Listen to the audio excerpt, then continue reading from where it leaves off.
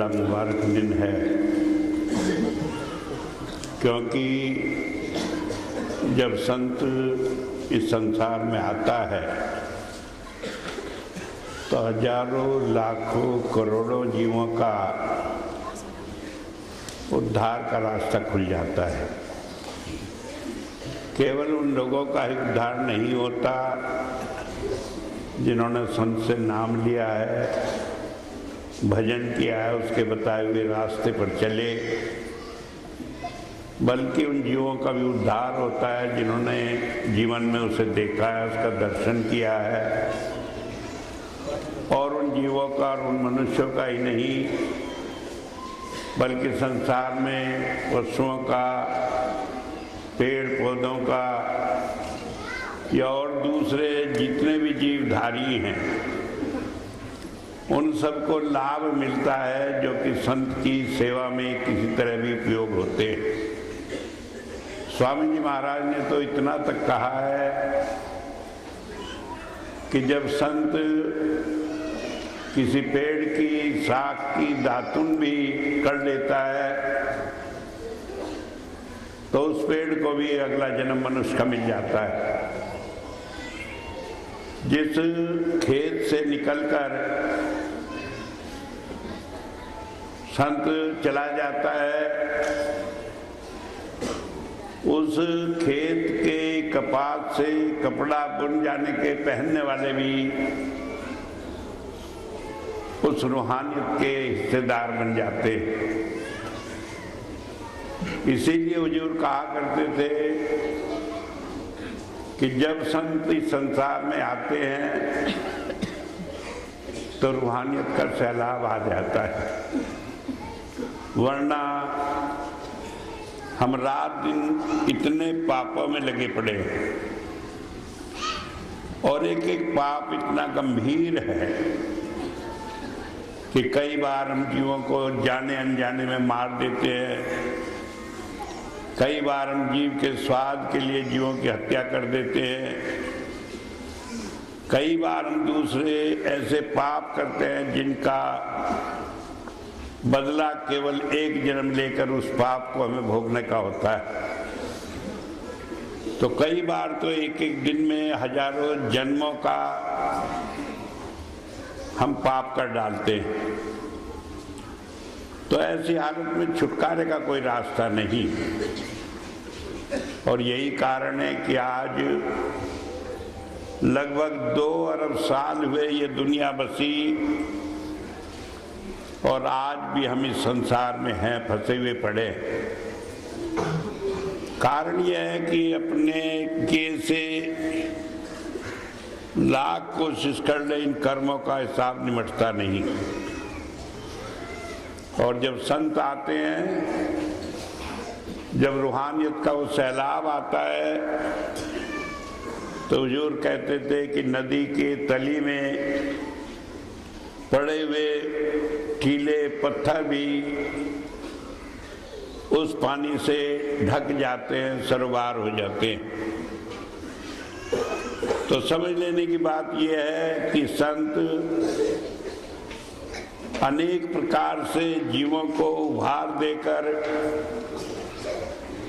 इस संसार में भक्ति के मार्ग पर लगाता है। कई बार वो जीवों को उद्धार करने के लिए इतने तक होता है कि इस संसार में जो साक्षात नरक हैं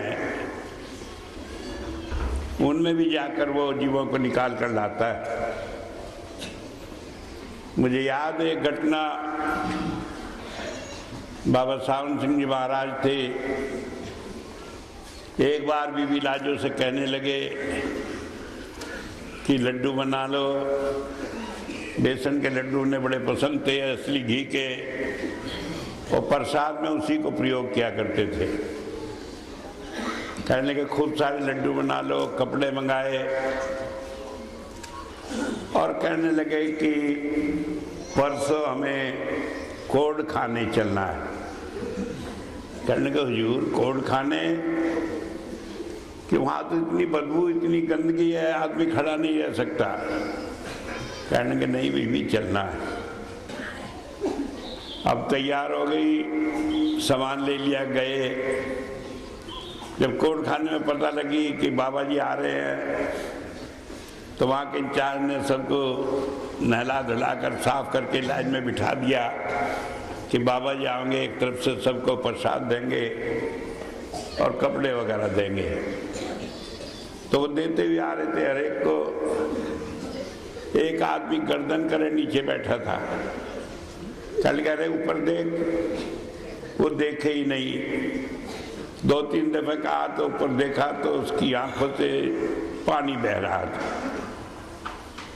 और उसे प्रसाद दिया, आशीर्वाद दिया। कहने लगा अब तेरी छुट्टी हो जाएगी यहाँ से। चले आए, थोड़े आगे गए, कहने लगे देख बीबी, हम इसी के लिए आए थे यहाँ। कहने लगे महाराज जी इसके लिए क्यों? कि ये जीव था जिसने एक दफे बड़ी गलती की। ये जीव था बाबा जयमल सिंह जी महाराज का चेताया हुआ, लेकिन ये जीव है, इन्हें समझ नहीं आती। किसी ने कह दिया कि अगर ये संत के बदन को छू लो तो बड़ा लाभ मिलता है। अब बाबा जी थे अक्सर अपनी झोंपड़ी में अंगोछा बांधा या धोती बांधी और नंगे बदन घूमते फिरते रहा करते थे। उसने कई मौका देखा, आकर एकदम उनसे लिपटने की कोशिश की। बाबा जी तगड़े थे, उन्होंने कहा हट, नहीं माना, जबरदस्ती करने लगा। बड़े जोर से धक्का दे दिया, करने के हट कोड़ी हो जा। और 2-4 दिन बाद उसे कोड हो गया, वहां दाखिल हो गया। लेकिन संत अगर गुस्सा भी होता है तो भी कहीं ना कहीं उसमें हमारी भलाई छिपी रहती है।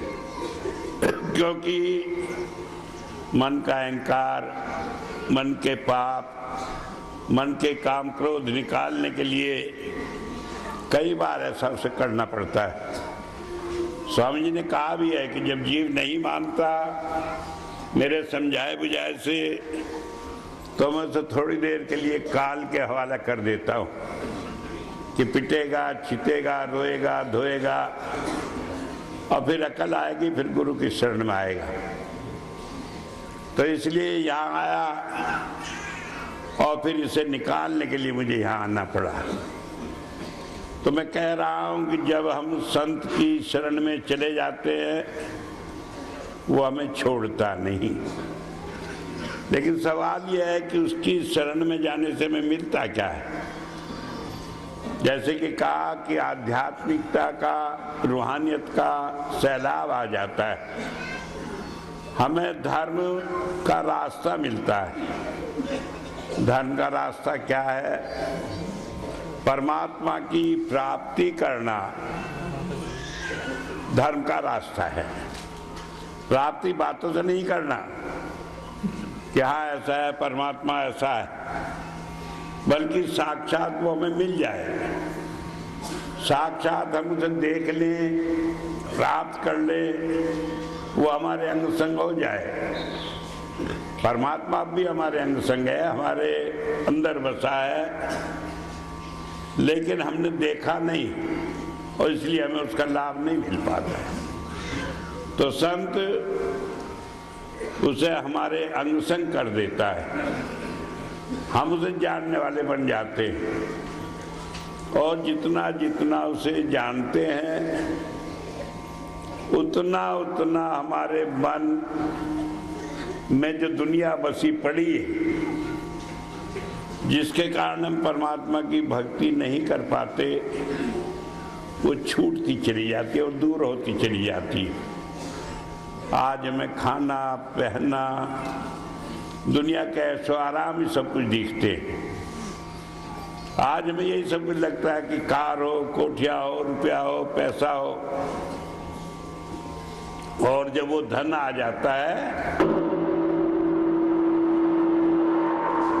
तो ये सारा धन धूल समान लगने लगता है, मिट्टी के समान लगने लगता है, तब हमारा मन इसमें फंसता नहीं। हमारे सामने उदाहरण है, वो रविदास जी थे, झोंपड़ी थी, उसमें अपना रहते थे, और जो उनका काम था वो जूते गांठने का, जूतों की मरम्मत करने का काम करते थे। मीराबाई राजा पीपा उनके शिष्य थे। मीराबाई राजपूत खानदान से, राजा परिवार से थी। एक बार आई, देखकर कहने लगी, मुझे अच्छा नहीं लगता आप ऐसी झोंपड़ी में रहते हैं, आपके पास बड़े बड़े आदमी आते हैं, एक छोटी सी कुटिया बना लें जिससे लोग आया करें। कहने लगे नहीं, मुझे कुछ जरूरत नहीं। कहने लगे नहीं, बना लें। तो उसने जिद करके एक लाल जो था उन्हें देना चाहा। जब वो नहीं मानी तो कहने लगे नहीं मानती मीराबाई तो यहाँ रख जा छप्पर में। उन्हें छप्पर में खोस कर उसे रख दिया। कहने लगे आप इसे बेचकर यहाँ एक छोटा सा आश्रम बना ले। 6 महीने बाद आई, देखा वही झोंपड़ी, वही बैठे हुए जूता गांठ रहे हो। कहने लगे महाराज वो लाल दिया था उसका क्या बना, आपने कुछ बनवाया नहीं। कहने लगे जहाँ रखा था वहीं रखा होगा, अब देखा वहीं रखा। कहने लगे क्यों नहीं बनवाया कि मैं क्या करता, तुम समझते हो मुझे रुपए की कमी है। और रापी जिससे जूते का चमड़ा काट रहे थे लिया, जरा पसीने से छुआया, वो सोने की हो गई। कहने लगे देख पैसे की कमी नहीं है, ये सोना हो गया। लेकिन लिया, उसे पास में नदी थी उसमें फेंक दिया कि मुझे इसकी जरूरत नहीं। क्यों नहीं है जरूरत कि इस माया में, इस धन में, इस लक्ष्मी में एक दोष भी है। हमारे यहाँ सारी बातें समझाई गई हैं कुछ उदाहरण देकर कि लक्ष्मी का वाहन जो है उल्लू होता है। लक्ष्मी की सवारी काहे की करती है, उल्लू की, जिसे अक्ल नहीं होती। तो जिस पे पैसा आ गया वो उल्लू के वसीभूत हो गया, वहीं जाना है जहाँ वहीं जाएगा। फिर परमात्मा की क्या समझ में आएगी, परमात्मा को क्या समझेगा।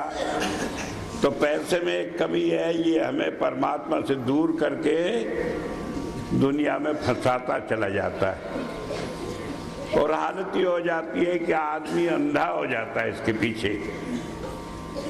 कई बार मैंने बताया सत्संग में, धर्मदास जी थे, कबीर साहब के शिष्य थे, बहुत मानते थे।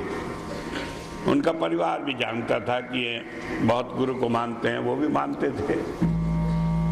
लेकिन कबीर साहब तो जानते थे, क्योंकि गुरु जानता है सिख के दिल में क्या है, और वो ये भी जानता है कि कहाँ कमजोरी है, वो कमजोरी कभी खराब कर देगी उसे।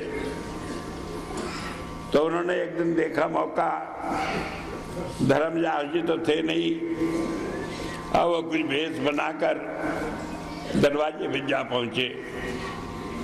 अब वो धर्मदास जी की पत्नी खाना बना रही थी, चूल्हे में आग जलाई हुई थी, उस पर कोई बर्तन चढ़ाया हुआ था, उसमें छोंक रखा था कुछ। वो कहने लगे कि माई, वो आई आके कहने लगी ले ये कौन आ गया। वो कहने लगे तुम बड़ी पापी हो। कहने लगे नहीं, मेरा आदमी बहुत धर्मात्मा। कहने लगे वो भी पापी। कहने लगे चल, कहाँ से आ गया बुढ़ा बेकार। कहने लगे नहीं, तुम जो ये कर रही हो, जो आग जला रही हो, इसमें बहुत सारे जीव मर रहे हैं। तो आप ये समझे धर्मदास जी का नियम था, तो वो लकड़ी को खूब धोकर साफ करके सब जीव निकालकर सुखाकर तब जलाते थे, क्योंकि जीव न मरे। हमारे यहाँ जैन धर्म है, वहाँ लोग जो है मुंह पर पट्टी बांधे रखते हैं कि गर्म हवा से जीव मरे नहीं। लोगों को इतना ख्याल है धर्म का। ये धर्म जो है ऐसा उलझन है कि एक तरफ तो लोग कहते हैं कि जीव ना मरे तो मुंह पे भी पट्टी बांधे रखते हैं, और एक तरफ क्या है, धर्म के नाम पर भैंसा कट जाते। काली जी के मंदिर में कलकत्ता में एक एक रात में हजार हजार भैंसे काटी जाती हैं और बहुत सारी जगह बलि दी जाती और बहुत सारे उल्टे काम किए जाते हैं धर्म के नाम पर, क्योंकि लोगों को धर्म की समझ नहीं है। इस्लाम धर्म में कुर्बानी कि जीवों को मारना, ये भी उसी तरह का एक ढंग है कुर्बानी देने का। थोड़ी ना समझी के कारण कुर्बानी हमें काहे की देनी थी कि अपनी इच्छाओं की, जो हमें संसार में फंसाए पड़े थे उन्हें छोड़ना था। उन्हें छोड़ने के बजाय हम एक बकरा काटा, कुर्बानी हो गई। तो इस तरह से धर्म को समझना बड़ा मुश्किल है। तो जब उन्होंने ये बात कही, कहने लगे कि नहीं हमारे यहाँ जीव नहीं जल सकते उसमें, तो कबीर साहब ने लकड़ी एक निकाली, जमीन पे पटकी, देखा उसमें बहुत सारे जीव निकल आए। वो कहने लगी, चुप हो गई, कहने लगी बड़ी पापी है, मैं तेरे घर से कुछ नहीं लेता। वो चली गई। जब चले गए थोड़ी देर बाद धर्मदास जी आए, वो पत्नी बड़ी खुश, कहने लगा आज तो मैं एक फकीर को डांट लगा दी, बड़ा बना फिरता था फकीर, मेरे आदमी कहता था पापी, उसने अपनी कारस्तानी सुनाई।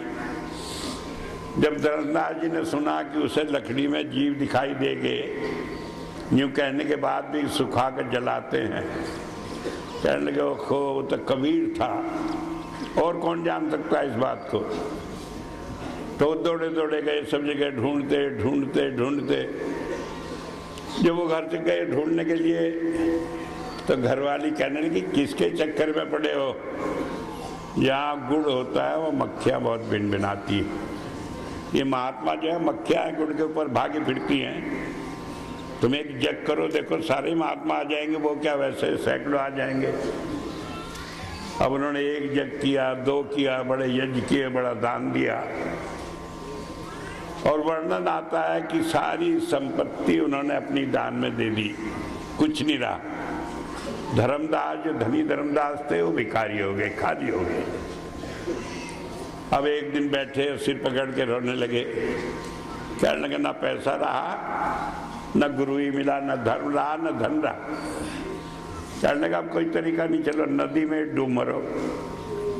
और नदी में डूबने को चले तो आगे कबीर साहब खड़े, हाथों में ले लिया, कहने लगे अब तो मेरे लायक हुआ है।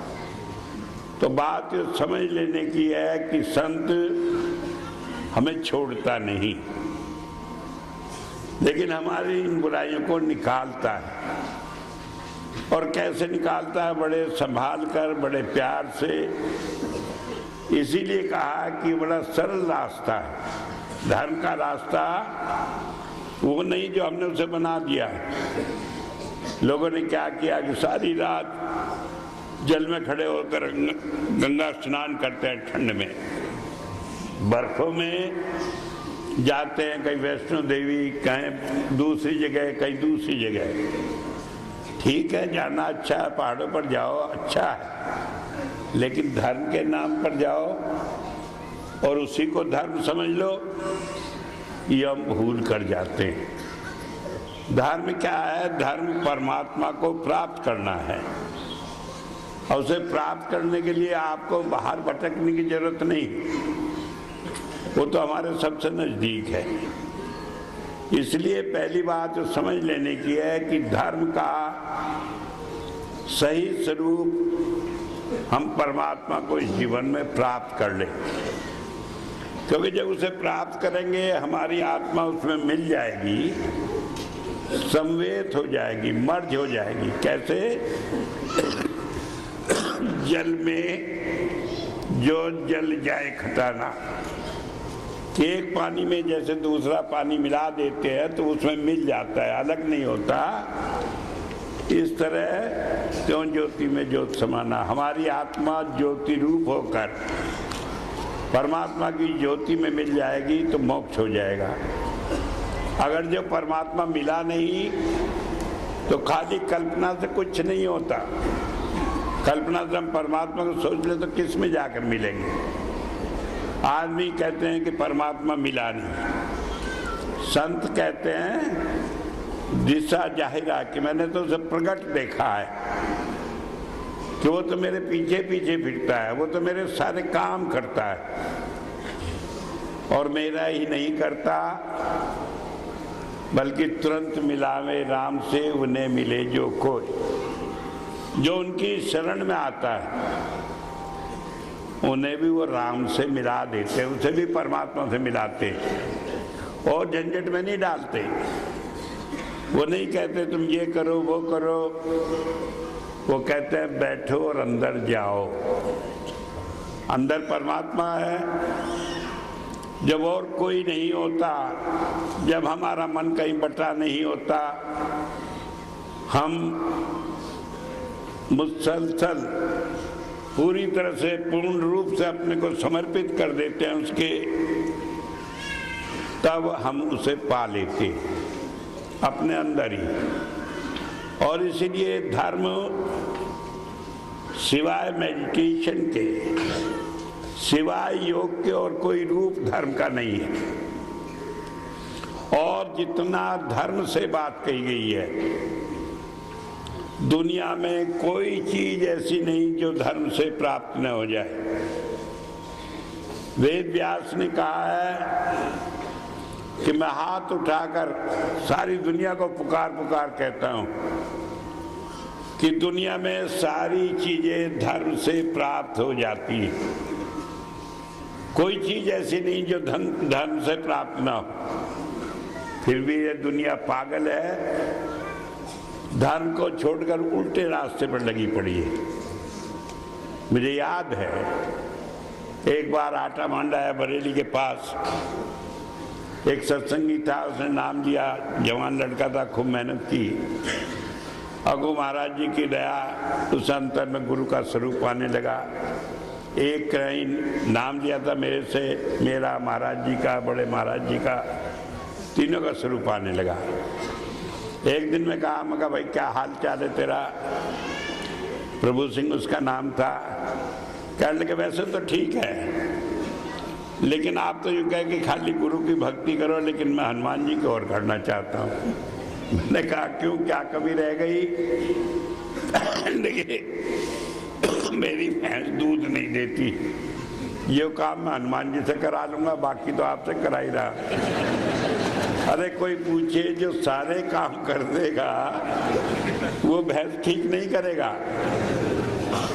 अगर कोई नहीं ठीक है या कोई परेशानी है तो कोई कर्म है हमारा। भाई हम यही कर सकें कि हम उसकी शरण में रहे, उसे कम करके हल्के में भुगतान करा दे, लेकिन जो सारे काम कर सकता है वो भैंस के लिए दिक्कत में तुम्हें कहीं जाने देगा?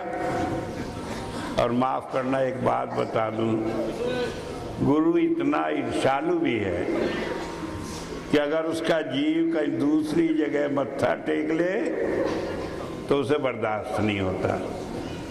मुझे याद है एक बार एक बुढ़िया माई बाबा सावन सिंह जी महाराज के सत्संग में गई, खड़ी होकर कहने लगी बाद में कि महाराज जी एक बात कहूँ।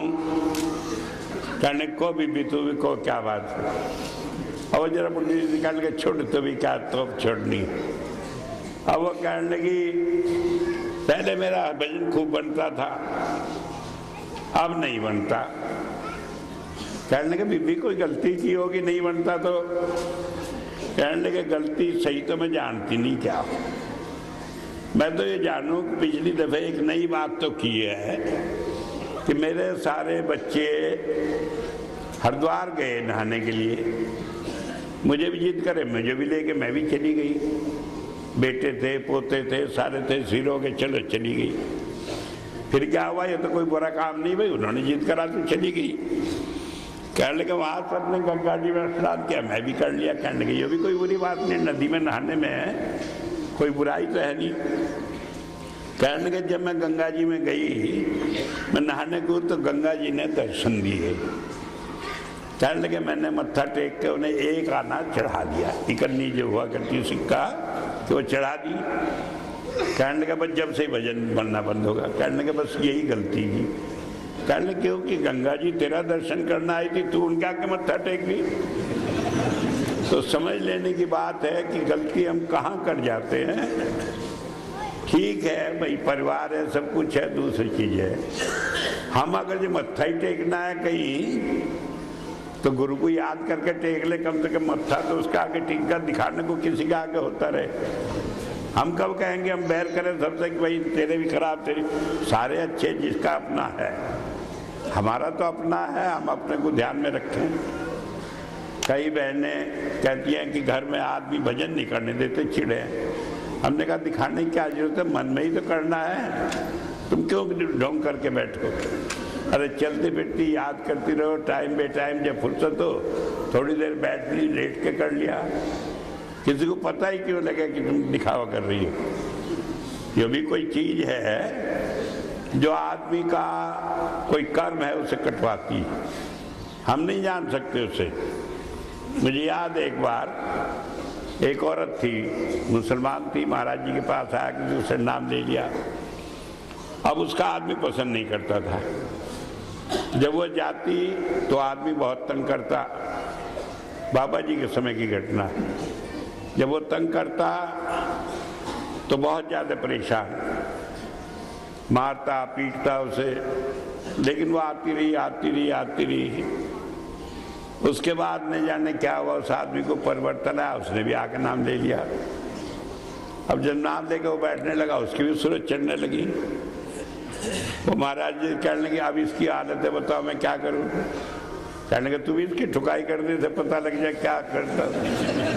मैं कहने लगे नहीं महाराज जी, इसे तो समझ नहीं थी, मैं कहे को ऐसी गलती करूं। कहने लगे अच्छा भाई तेरी मर्जी। तो बात ये समझ लेने की है कि हम अपने आचरण से गिरे नहीं, दूसरा कोई कुछ ही करे, हम अच्छे काम करें। महाराज जी ने सारे धर्म के मामले को इतना सरल कह दिया, कुल 3 शब्दों में, do good, be good, be one, एक हो जाए। किससे एक हो जाए? परमात्मा से एक हो जाए, हमारी उससे लय लग जाए, हमारा उसका ध्यान लग जाए, हम उसी की सोचें। आप सारे काम करें, वो मना नहीं करता, लेकिन उसे अपने दिल में धारण करके करें। जो भी काम आप कर रहे हैं वो सब फिर उसकी प्रेरणा से होंगे, उसकी जिम्मेदारी से होंगे, और वो गलत नहीं हो सकते। कुछ भी आप कर रहे हैं और जो भी आप करते हैं वो सारा फिर आपका भजन में शामिल होगा, गिनती होगी। भजन ये नहीं है कि आप बैठकर आंख बंद करके बैठ जाएं। भजन ये है कि आपकी लगन उधर लगी रहे, आपको याद बनी रहे। तेरा देखना इबादत, तेरी याद बन गई, कि हम गुरु की याद रखें, हम परमात्मा की याद रखें। परमात्मा को देखा नहीं है, गुरु की याद परमात्मा की याद बनाती है। गुरु को हम इसलिए नहीं याद रखते कि वो सुंदर है, ऐसा शरीर है, ऐसा कुछ है। गुरु को हम इसलिए याद करते हैं कि उसके याद करने से हमें परमात्मा की याद आती है, हम परमात्मा से जुड़ जाते हैं, वो हमें उससे जोड़ देता है। तो इसलिए बताया कि B1 ये धर्म है कि हम परमात्मा को प्राप्त कर लें। और इसीलिए कहा, बाइबल में भी कहा है, What does it profit a man if he gains the possessions of the whole world and loses his own self? कि क्या फायदा है किसी आदमी का, उसने दुनिया की सारी धन दौलत कमा ली, सब कुछ प्राप्त कर लिया, लेकिन अपनी आत्मा को नहीं जाना, अपने जीवन आधार परमात्मा को नहीं जाना, तो क्या उसका फायदा है। और कहा अरब खरब लो द्रव उदय लो राज, बिन भक्ति भगवंत के सभी नरक के साथ। हम कुछ भी कर लें, इस दुनिया में कितना ही धन हो जाए, कितना ही बड़ा परिवार हो जाए, कितना ही राज हो जाए, आखिर में जिन लोगों ने परमात्मा की भक्ति प्राप्ति नहीं की, उन्हें नरकों में जाना पड़ेगा। नर्क क्या है? कि दुनिया नर्क है, यहाँ हम कष्ट भोगते। और यहाँ आना पड़ेगा, जन्म मरण में आना पड़ेगा, छुटकारा होगा नहीं। तो पहली बात बताई कि धर्म परमात्मा को प्राप्त करना है। क्यों प्राप्त करना है? कि उसे प्राप्त करके हमारी आत्मा के ऊपर जो मल के आवरण हो गए हैं, पाप जो चढ़ गई हैं, काहे के? काम के, क्रोध के, लोभ के, मोह के, और सबसे बड़ा अहंकार का, घमंड। क्या हमें अहंकार हो जाता है? अहंकार भक्ति का भी हो जाता है, गुरु का भी हो जाता है अहंकार, और वो भी बहुत खतरनाक। हुजूर कहा करते थे कि अगर सिख को ये पता लग जाए कि गुरु से कितना प्यार करता है तो पेट फाड़ कर मर जाए। क्योंकि जिसका इतना बड़ा मालिक, जिसका सब कुछ देखभाल करने वाला हो, वो सारी दुनिया में किसे अपनी नजरों में लावेगा। लेकिन गुरु उसे थोड़ा बहुत सहारा देकर संभाले रखता है कि अहंकार में न आए। तो इसलिए बताया कि सारी चीजों से छुड़ाता है वो। अब कैसे छुड़ाता है? ये धर्म की सारी वो क्रिया है जिसे हम धर्म पर चलना कहते हैं, डू गुड, कि हम अच्छा करें। अच्छा क्या है? दान करना अच्छा है, पढ़ाई देना और अन्न देना नहीं। क्योंकि जो आप कर रहे हैं दुनिया में, अच्छा वो जब है जब उसके करने से आपका ध्यान उसमें न जुड़े, परमात्मा में जुड़े। होता यह है कि हमने कहीं दान दिया तो हमारा ध्यान उसमें जुड़ा रहता है। किस बात में? कि हमने दिया, हमारा नाम हो, हमारी पूछ हो। मुझे याद है जब मैं छोटा था तो जागरण हुआ करता था, सारी रात चलता है। तो वो क्या करते थे, थोड़ी देर बाद अनाउंस करते थे किसने 1 रुपया दिया। 1 रुपया तो बड़ी बात थी, जब तो 4 आने 8 आने दिया करते थे, आज से 60-65 साल पहले। और इतना अनाउंस होते रहते, मैंने कहा ही नहीं ये क्या बीमारी है, किसने दिया, इसकी क्या, जो दिया सो दिया। लेकिन उन्हें संतोष नहीं आता जब तक उनका नाम 3 दफे लेकर न कहा जाए। तो ये अहंकार है, ये हमें पैसे से जोड़ता है। क्यों सोचता है अब और पैसा होगा तो और देंगे, और तारीफ होगी। ये परमात्मा से नहीं जोड़ता। जोड़ता है दान भी परमात्मा से जब हमारा व्यवहार रहीमदास जी जैसा हो जाए। रहीमदास जी थे, रोज दान क्या करते थे।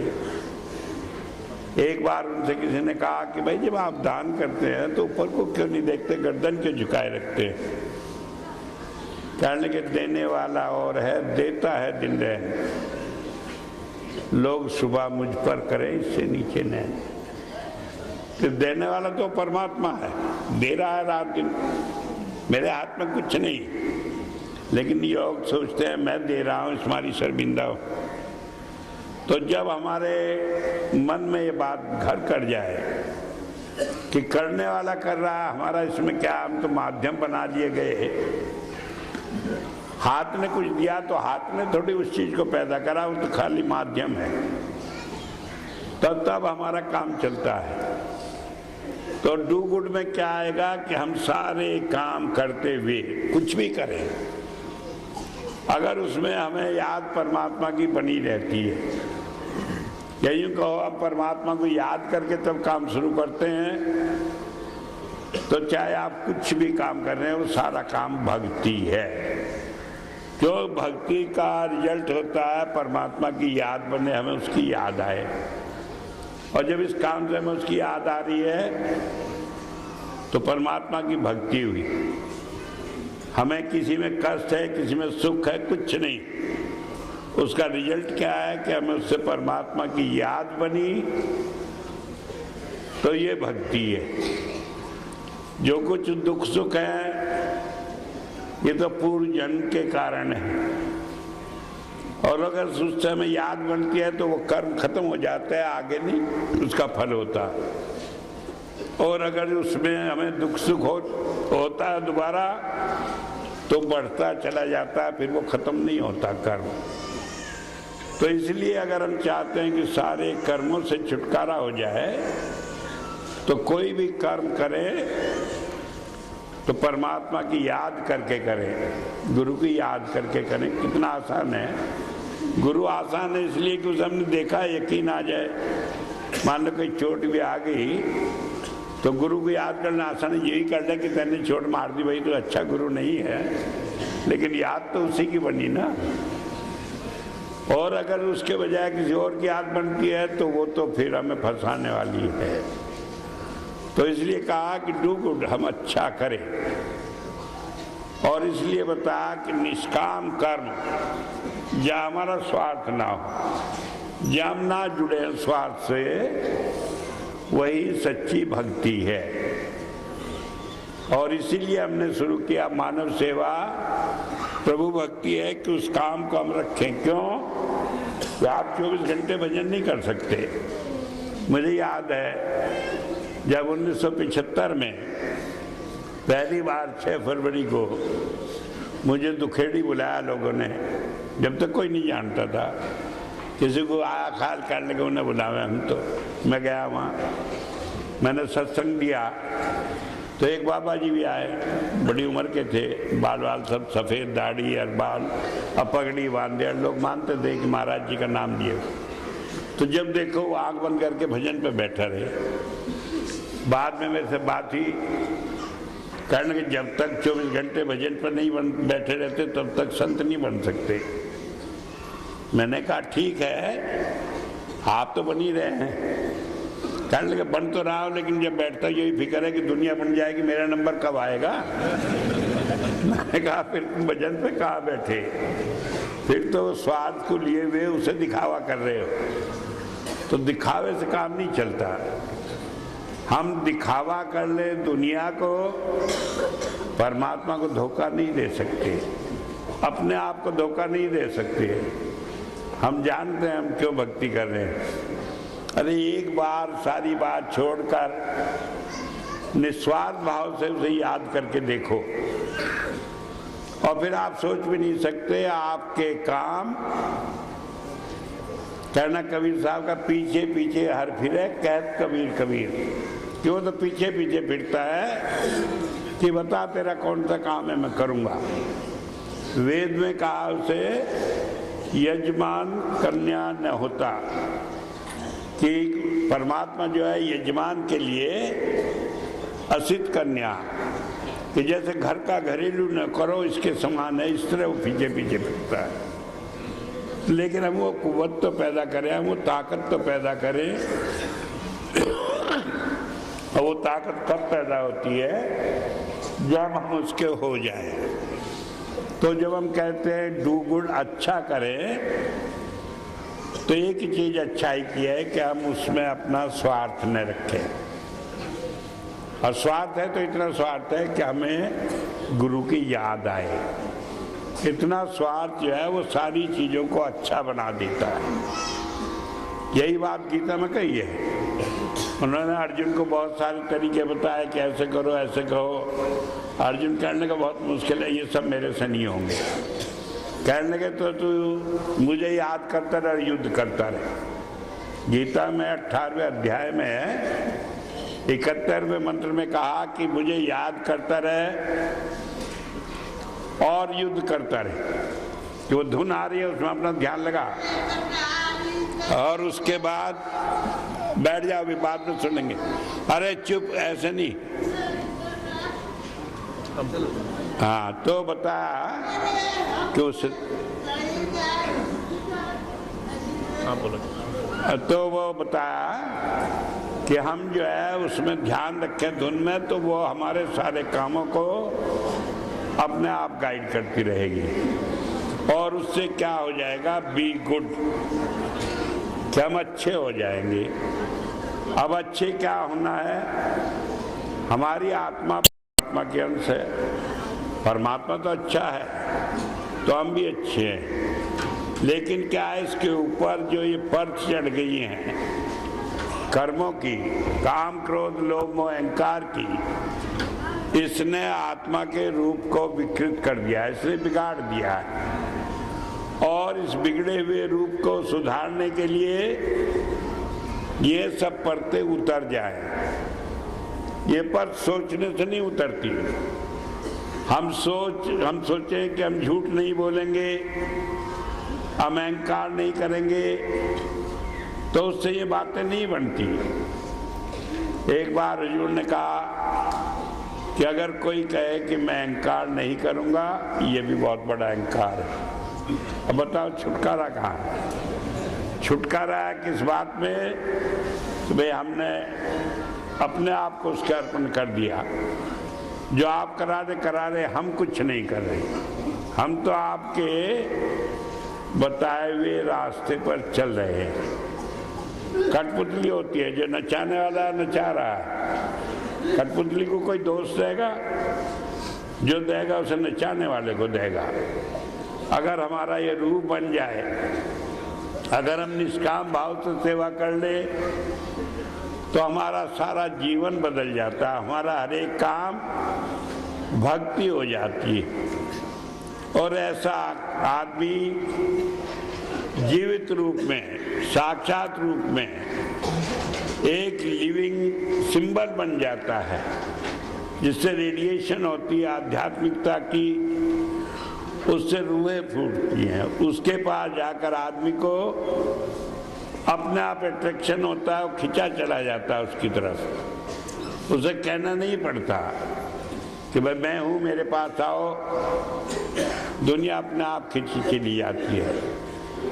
किस ताकत से? उसी ताकत से, वो ताकत जिसे जिसे खींच कर लाना होता है। बाबा जी कहा करते थे कि जहाँ जहाँ आग लगी, धुआं हो रहा, संत पहाड़ की चोटी पर चढ़कर देख लेता है और वहाँ जहाँ जहाँ आग लगी होती है जाकर उसे शांत करता है। तो ये उसका काम है, वो अपने आप देखें। हम तो उसके चरणों में अपने को अर्पण कर दें, यही एक सीधा तरीका है। लेकिन एक बात सोच ले, कई आदमी कहते हैं कि अगर सेवा से ही सब कुछ छोड़ना है, तो फिर इसमें बीच में गुरु की और सारी ध्यान की क्या जरूरत है? तो एक बात आप समझ लें, जब तक गुरु नहीं मिलता, जब तक हमें अंदर का रास्ता नहीं मिलता, तब तक हम निस्वार्थ सेवा कर ही नहीं सकते। अपने मन से लाख कोशिश करने निस्वार्थ सेवा की, कहीं ना कहीं मन जुड़ जाता है उसमें स्वार्थ लेकर। निस्वार्थ सेवा होती कब है?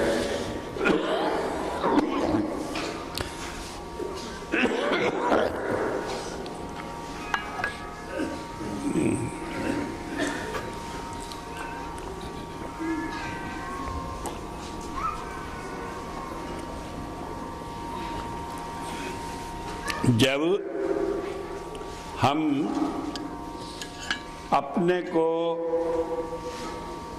इस शरीर से ऊपर लाकर 10वें द्वार में मन को टिकाना सीख ले, क्योंकि मन ही जो है ये स्वार्थ पैदा करता है। मन रुक जाए तो काम होता है। तो ध्यान में पहली बात होती है मन का रोकना, शुरुआत ही वहाँ से होती है। जब ये मन का दखल नहीं होता, तो तब हम गुरु के अर्पण होते हैं। तो संत मत में एक बात बताकर कि आप मन को रोककर जाप से जो अक्षर बताए, एक बात मैं बता दूं, जो अक्षर आपको गुरु देता है, ये कोई ऐसा मंत्र नहीं है कि उसे जपने से उसमें से कोई ताकत निकलेगी। ये तो एक उलझन है जिसमें मन उलझ जाता है और रुक जाता है, और कुछ इसमें ताकत नहीं होती। ताकत तो आत्मा में खुद है। जब मन उलझ जाता है इसमें, तो आत्मा मन के चंगुल से छूटकर स्वाभाविक रूप से ऊपर जाती, क्योंकि इसका पितृअंश परमात्मा जो ऊपर है, तो ऊपर जाकर 10वें द्वार में खिंचकर उससे मिल जाती है। तो हमें करना कुछ नहीं है, इस मन को रोकना है और अपने मन को निष्क्रिय करना है कि ये मन जो है काम ना करे, और फिर आत्मा अपने आप अंदर चली जाती है, मेडिटेशन हो जाता है। कई आदमी कहते हैं कि हम ध्यान करें, तो किसका ध्यान करें? किसका ध्यान नहीं हमें करना है। अगर उस किसको ढूंढेंगे तो ढूंढने वाला मन है, और वो मन अपने रूप को, अपने ढंग को बनाकर वहां सामने पेश कर देता है। और जो परमात्मा है खुदा, वो खुद आता है, वो अपने आप आता है, उसे कोई ढूंढना नहीं पड़ता। वेदों में उसे कहा पुरोहितम, पूर्व माने प्रत्यक्ष, हितम माने प्रकट होता है, अपने आप आकर प्रकट होता है। उसे बाइबल में कहा सेल्फ रिवीलिंग, कि वो अपने आप आता है, उसे कोई ला नहीं सकता, कोई बुला नहीं सकता। तो इसलिए किसी का ध्यान हमें नहीं बनाना है, न गुरु का बनाना है, न किसी का बनाना है। हमें तो क्या करना है कि यहाँ आकर दरवाजे पर बैठ जाना है। जब दरवाजे पर बैठ जाएंगे यहाँ 10वें द्वार में, तो वो अपने आप वहाँ पर बैठा है, वो प्रकट होगा। तो इसलिए ध्यान की क्रिया सबसे आसान है, और यही एक क्रिया है जिसके द्वारा हम धर्म के रास्ते पर चल सकते हैं। और धर्म के रास्ते पर चलने से सारी चीजें हमें प्राप्त हो जाती हैं। क्या चीज प्राप्त हो जाती है? समाधि उसे कहा है। समाधिस्थ होना, फिनाफिल शेख होना, अपने मुर्शिद में, अपने गुरु में अपने को अभेद कर लेना, उसमें मिल जाना कि हमारे और उसमें कोई भेद न रहे, हमारा अपना अलग से कोई हस्ती न रहे। जब बोल रहा है वो बोल रहा है हमारे अंदर बैठकर, जो हम बोल रहे हैं उसकी प्रेरणा से बोल रहे हैं, हमारा अपना कुछ नहीं। लेकिन ये जब ही होगा जब हम अपने आप को बीच में से हटा लेंगे।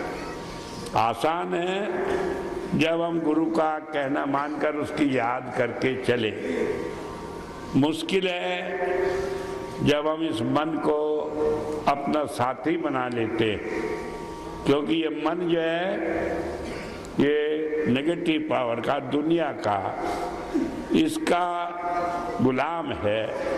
उसी में जाकर ये खींचकर हमें ले जाता है, उसमें फंसा देता है।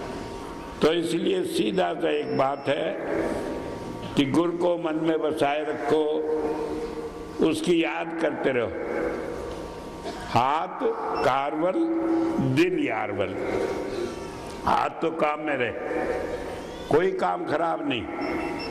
काम तो आपको करना है, क्योंकि कर्मों के अनुसार भी है, और जो परमात्मा कराना चाहे वो करना है। लेकिन दिल प्रभु प्रीतम के चरणों में लगा रहे, तभी हमारा काम बनेगा। आसान है काम, और सारी मंजिल पार करके अब आप उस जगह बैठे हैं जहाँ हम गुरु के चरणों में तो बैठ गए। अब यह है कि यहाँ से हमारा ध्यान डगमगाए नहीं, इधर उधर हम जाए नहीं। और ये काम आप सब जगह रहकर कर सकते हैं।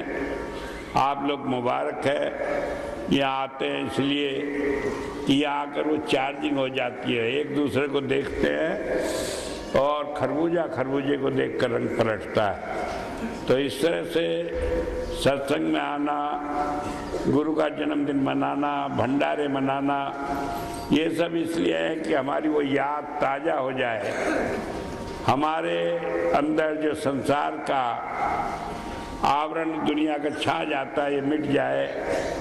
जैसे कहते हैं कोयले के ऊपर जो राख आ गई है उसे हम उड़ा दें, या बैटरी है उसे चार्जिंग कर ले, इसलिए आती है। और आप सब लोग मुबारक हैं, आज का दिन आपके लिए। और इस आसान से काम को जो आपने जीवन भर करके प्राप्त कर लिया, जिसे ऋषि मुनि हजारों सालों में हजारों लाखों कष्ट उठा के भी नहीं प्राप्त कर सके, इस सब को पाने की बधाई आपको है।